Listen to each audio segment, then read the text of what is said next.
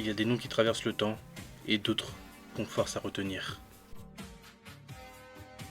Avant d'être ce qu'il est, Marty n'était personne, juste un visage dans la foule, juste un rêve trop grand pour le monde autour de lui. Mais il n'y a que deux types de personnes, ceux qui acceptent leur place et ceux qui la prennent, peu importe le prix, peu importe les dégâts. Parce que devenir une légende, ce n'est pas une question de talent. C'est une question d'obsession, de sacrifice, de solitude. Chaque génération fabrique ses héros, mais elle détruit aussi ses prodiges. Et parfois, le plus grand adversaire, c'est soi-même. Aujourd'hui, on parle d'une ascension, d'une icône en construction, d'un homme prêt à tout pour devenir Marty Suprême. Salut les gars, salut les filles, on se retrouve aujourd'hui pour une toute nouvelle vidéo. Vous l'aurez bien compris à l'introduction, on va parler aujourd'hui de Marty Suprême. Comme d'habitude les gars, je vais décortiquer le film de Photocomb, ce que j'ai aimé, ce que je n'ai pas aimé.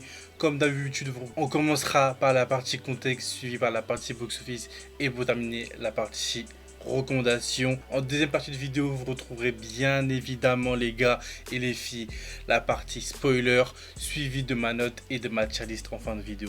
Maintenant que tout est bon, commençons. On commence cette partie contexte avec Marty Moser, 23 ans, qui aspire à devenir le meilleur athlète du monde de tennis de table, le sport le plus sous-représenté aux États-Unis à cette époque-là, ce qui rend difficile le financement de ses compétitions à l'étranger. Marty Suprême est un film tout d'abord concentré sur la reconstruction par rapport au personnage de Marty ou par rapport à plusieurs éléments qui vont être énumérés durant le film. Et ce que je trouve assez fort avec ce film, c'est que malgré que ce soit un film qui se concentre sur la reconstruction de Marty par rapport à ce qu'il va devenir dans le futur et aussi sur le tennis de table, le film ne se concentre vraiment pas du tout, mais quand je vous dis pas du tout, sur le tennis de table. On sait quel est son but principal, mais le truc que vous devez savoir, c'est que pendant plus de 1h30 entre guillemets du film, il faut que vous sachiez que le film dure 2h30 quand même. Et oui, le film est assez long, mais la plus grosse partie de ce film est vraiment concentrée sur le personnage de Marty et pas spécialement sur ses parties de ping-pong. Il y aura des parties de ping-pong durant le film, c'est pas ce que je dis, mais ils seront moins présents que dans certains films de sport ou de compétition. Et c'est vraiment grave intéressant de voir le personnage de Marty, de comment il va évoluer au début de ce qu'il est et à la fin ce qu'il va devenir. Et pour le coup, je trouve ça vraiment bien. Le fait que le film dure 2h30, ça peut être assez contraignant. Peut-être que pour certains, ça va être trop long. Pour ma part, je trouve que c'est vraiment bien. Je trouve que c'est la bonne durée pour ce genre de film.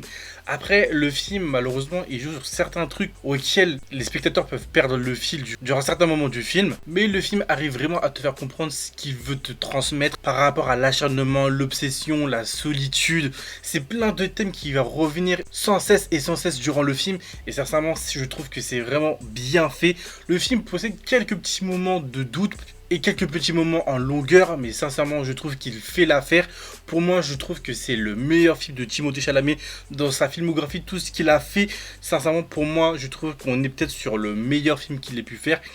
Et en vrai, il y a eu beaucoup ce débat par rapport aux Oscars ou bref tous les trophées qu'il a eu par rapport aussi à Michael B. Jordan.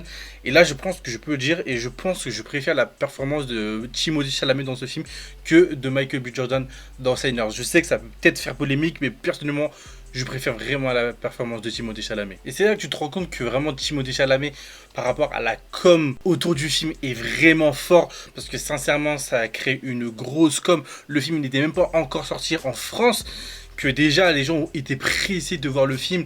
Aux États-Unis, tu as l'impression que c'était l'événement clé de l'année 2025 et franchement, je peux comprendre. Après, est-ce que son film mérite autant de nominations? Personnellement, moi, je suis pas forcément de cet avis. Je trouve pas que le film mérite autant de nominations aux Oscars, mais après, je peux comprendre que pour certains, le film, ils l'ont trouvé incroyable. Pour moi, je ne ferai pas des keufs. Je trouve que c'est un bon film d'action sportif dans cette tranche-là.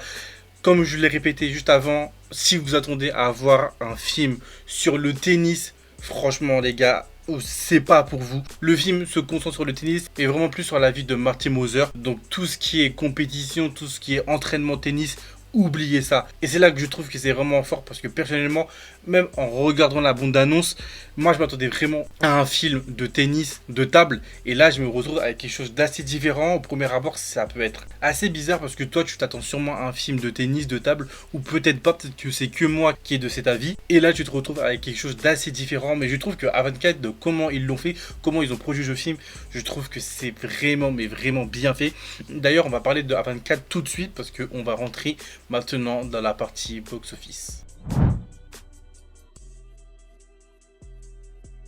On rentre directement dans la partie box-office auquel on va directement parler de c'est quoi A24. Je vais vous expliquer petit à petit les gars, qu'est-ce qu'est le studio A24 et pourquoi il faut qu'on en parle. Parce que le studio a une grande importance dans le box-office de Marty Suprême et dans la médiatisation et dans la popularisation actuellement aujourd'hui autour des films. Déjà, ce qu'il faut savoir, c'est qu'A24, c'est pas un gros studio de production comme un Warner Bros, un Netflix ou un Marvel Studios.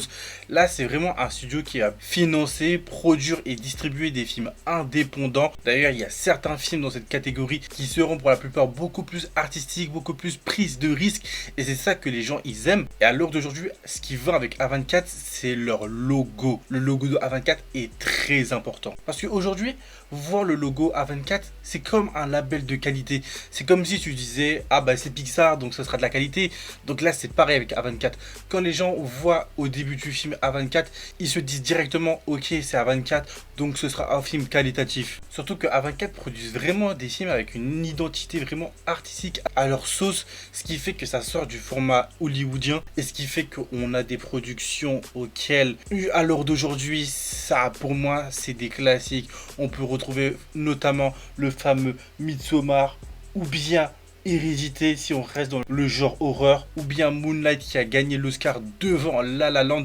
Et je pense que c'est vraiment à partir de là d'ailleurs que le studio a commencé à être de plus en plus respecté aux yeux du monde. Et juste avec cet Oscar, dans la tête des gens maintenant, A24 est vraiment constitué comme un label de qualité. Car ce qui plaise aux gens avec A24, c'est que A24 est totalement différent de ce que peut retrouver dans le cinéma classique d'aujourd'hui, car il n'utilise plus ces formules répétitives pour retrouver dans certains studios de cinéma. Là, on est vraiment sur des films indés qui parlent aux gens, qui sont beaucoup plus artistiques, surtout avec des plus grosses prises de risques, avec des films vraiment plus émotionnels et beaucoup plus étranges. Bon, en vrai, là les refs, je pense que j'en ai assez parlé de A24, je pense qu'on peut maintenant parler du box-office de ce film, car le film possède un budget de 65 millions, ce qui est assez gros, mais franchement les 65 millions, on les voit clairement dans le film, que ce soit par rapport au décor, aux effets spéciaux, même le fait de comment ils ont réussi à retranscrire le New York des années 50, franchement ils ont réellement fait fort. Même les figurants, tu vois que dans le film, ils possèdent beaucoup de figurants. Franchement non, en vrai faut le dire, et les 65 millions du film sont vraiment bien retranscrits. Franchement on les voit, on voit que le film a un vrai budget. Et c'est ça que je trouve vraiment beau parce que en vrai, vu comment l'histoire est racontée et vu même l'époque auquel ça se passe, je trouve que franchement ils ont réellement bien utilisé le budget et ils ont fait quelque chose vraiment de fabuleux. Et pour le box-office de ce film, on se retrouve avec un box-office de 136 940 000, ce qui est assez énorme mais pas encore rentable pour le studio. Mais il ne faut pas oublier qu'à l'heure actuelle, ce box-office est l'un des plus gros jamais enregistrés pour le studio A24. Et encore, faut que vous le sachiez, mais le film n'était pas distribué partout dans le monde. Il vient à peine de sortir, donc j'en suis sûr à 100% que le film va être rentable, que ce soit par rapport au bouche à oreille ou bien même à la com autour du film. Pour moi, c'est une évidence, le film sera rentable tôt ou tard. Donc franchement, même si le film à l'heure actuelle, il est disponible en 4K sur certaines plateformes de streaming, franchement, je vous encourage sincèrement à aller voir au cinéma parce que pour moi, je pense que c'est vraiment une expérience unique à aller découvrir au cinéma. Même si je suppose que pour certaines personnes, c'est compliqué au vu des prix au cinéma. Mais personnellement, moi, je vous engage fortement à aller découvrir ce film au cinéma. Donc je pense l'erreur que j'ai fait le tour de cette partie box-office, je pense qu'on peut maintenant passer à la partie recommandations.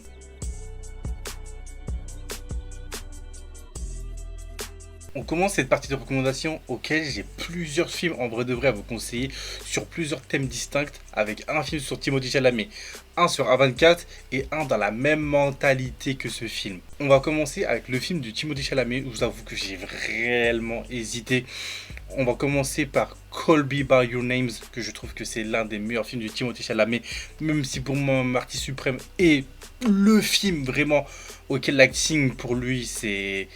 Il a jamais fait mieux, à l'heure actuelle, même dans Dune pour moi il a pas fait mieux. Ou bien Le Roi, auquel aussi j'ai bien aimé. Donc franchement, si je devrais vous conseiller un film de Timothée Chalamet, je vous conseillerais ces deux-là. Si je devrais vous conseiller un film A24 auquel moi j'ai réellement bien aimé, autres les films qui sont déjà connus comme les Midsommar ou les Hérédités comme j'en ai déjà parlé avant, je vous conseillerais le film Civil War. En plus avec actuellement ce qui se passe aux États-Unis, je vous conseille fortement de regarder ce film. Ce film à l'heure actuelle, je pense que c'est l'un de mes films A24 préférés et de loin. Et si je devais terminer cette partie recommandation avec un film dans la même mentalité, Hustler, détermination en lien avec Marty Suprême, je pense que je vous conseillerais Challenger avec Zendaya. Ok, bon, je pense que j'ai fait le tour de ces deux parties recommandations. N'hésitez pas à me dire ce que vous en avez pensé. Est-ce que c'est des films que vous avez déjà vus ou pas du tout? Et si vous allez les voir, n'hésitez pas à me faire un petit retour si vous avez aimé ou pas du tout. Donc je pense les gars, on peut maintenant passer à la partie spoiler. Hey Marty, how you doing, man? I'm on a new level. I have a purpose. And with that obligation comes sacrifice.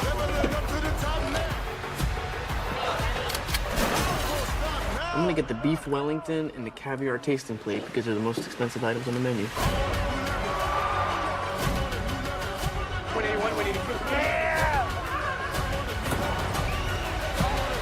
You think it's that simple? Yeah, I do. On commence les gars avec cette partie spoiler avec le personnage de Marty que je trouvais mais insupportable. Et franchement c'est fait exprès mais c'est tellement bien fait je trouve. Et franchement, Timothée Chalamet, je trouve qu'il incarne ce personnage à la perfection. Mais le truc avec le personnage de Marty, c'est que franchement, c'est quelqu'un vraiment d'offensant, qui pense vraiment qu'à lui. Et franchement, ça, on en reviendra après, parce que ça aura beaucoup d'importance sur la fin de l'histoire. Mais oui, franchement, Marty Moser, c'est quelqu'un, franchement, il a aucune honte. Jusqu'à, il va faire des blagues, même s'il est juif par rapport à certains juifs, par rapport à la Shoah. Parce que oui, ça va être énuméré ça durant le film. Parce qu'il ne faut pas oublier, à l'époque auquel le film se passe, ça se passe quelques années après la fin de la Seconde Guerre mondiale, donc littéralement les esprits sont encore dedans, et le fait de faire des blagues sur ça alors qu'il y a certaines personnes, comme la scène de la personne qui va expliquer qu'il a volé du miel pour pouvoir se l'étaler sur lui pour que toutes les personnes de la Shoah puissent, puisqu'ils n'avaient rien à manger, puissent manger par rapport à son corps avec le miel étalé sur son corps. Et ça, tu vois, ça nous montre à quel point vraiment ce qui s'est passé, c'est quelque chose à ne pas oublier et que c'est vraiment quelque chose de très important pour notre histoire.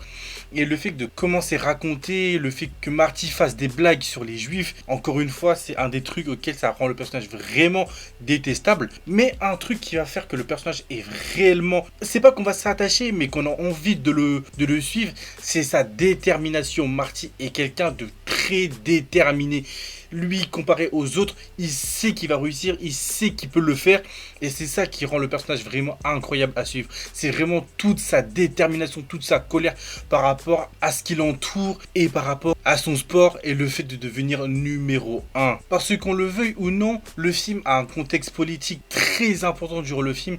Et c'est pour ça que le fait que Marty se batte contre un Japonais en finale, mais ça veut tout dire en fait. Parce que littéralement, faut pas oublier que les États-Unis ont bombardé 2 fois le Japon avec des bombes atomiques, et le fait que le Japonais gagne à la fin contre Marty, c'est pour ça que quand il rentre chez lui, c'est un héros national, parce que pour les Japonais, c'est comme une grande victoire face à l'empire américain qui est en train de devenir, c'est comme une revanche par rapport aux 2 bombes atomiques, et c'est pour ça que le personnage de Endo est très important et qui aura de l'importance par rapport à la fin de l'histoire, avec le fait que Marty va proposer une revanche à Endo et qui va accepter, et que Marty va quand même gagner ce match, et que même si il a perdu l'accord de, je sais plus comment il s'appelle, excusez-moi, il va quand même rentrer dans son pays avec les militaires, parce que encore une fois, contexte géopolitique, et c'est ça que je trouve que c'est vraiment bien fait et vraiment bien marqué durant ce film. Durant ce film, il y aura plusieurs scènes que je trouve incroyables, notamment la scène de danse avec Tyler the Creator et Timothée Chalamet, auquel je trouve que Tyler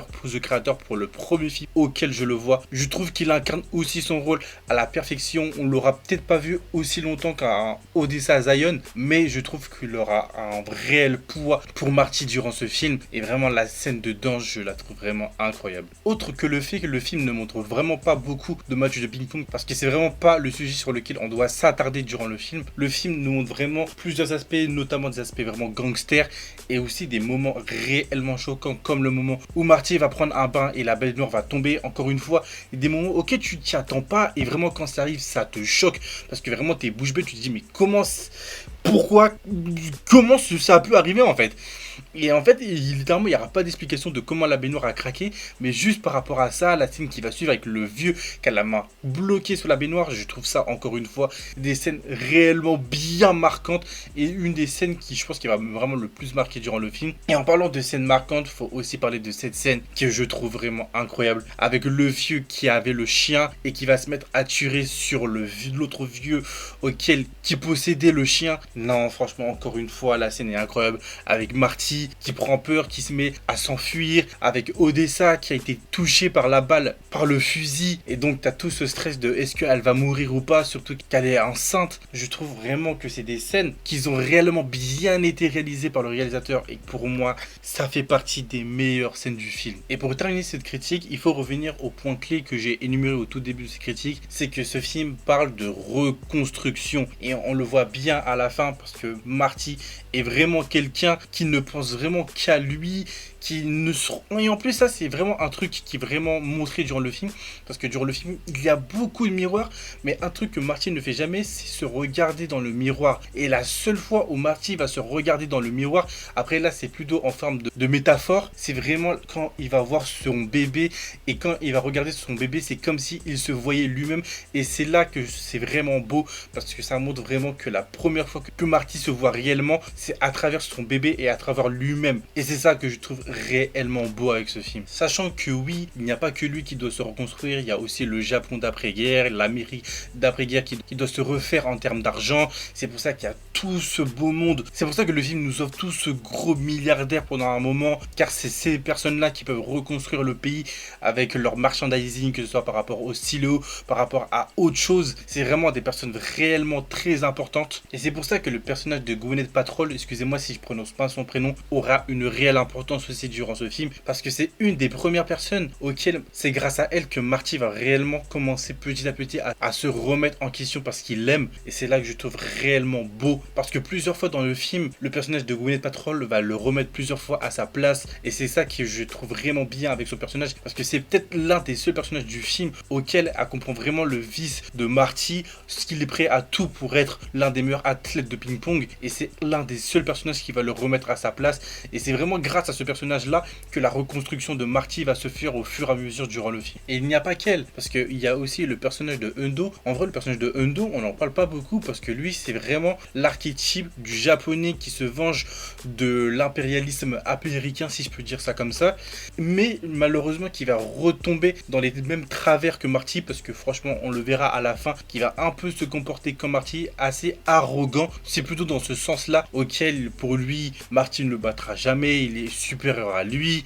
Et même si Marty, il est littéralement en train de le supplier, de toute façon, Marty, on le voit durant plusieurs scènes du film, il va être arrivé à des points où il se déshumanise lui-même, jusqu'à se prendre des claques sur les fesses avec sa raquette, parce qu'il est prêt à tout pour participer au championnat de ping-pong. Et c'est pour ça que notamment il va taper un scandale pour pouvoir donner une vraie revanche à Endo. Et Endo, on le voit avec son caractère, avec son faciès, qu'il est vraiment dans une phase arrogante, et c'est pour ça qu'il va proposer la revanche à Marty, et c'est pour ça qu'il va perdre cette revanche face à Marty. Franchement les gars, en vrai de vrai, si je devrais mettre une note à ce film, je pense que je mettrais un bon 8 sur 10.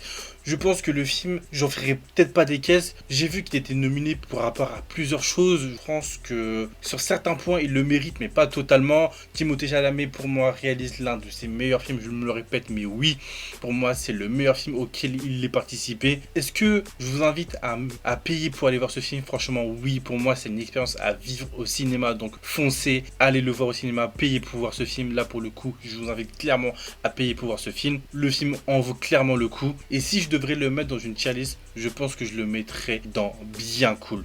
Parce que oui, pour moi, c'est pas une réelle masterclass. En termes de film A24, j'ai vu mieux. Et c'est le genre de film auquel j'ai déjà vu. C'est pas quelque chose de classique, de nouveau dans le cinéma. Et c'est d'ailleurs pour ça que je vous ai proposé le film Challenger. Donc ouais, je pense les gars, je pense qu'on va terminer là-dessus. Donc comme d'habitude, n'oubliez pas de commenter, liker et partager. Et on se dit à la prochaine pour une prochaine vidéo. Salut tout le monde.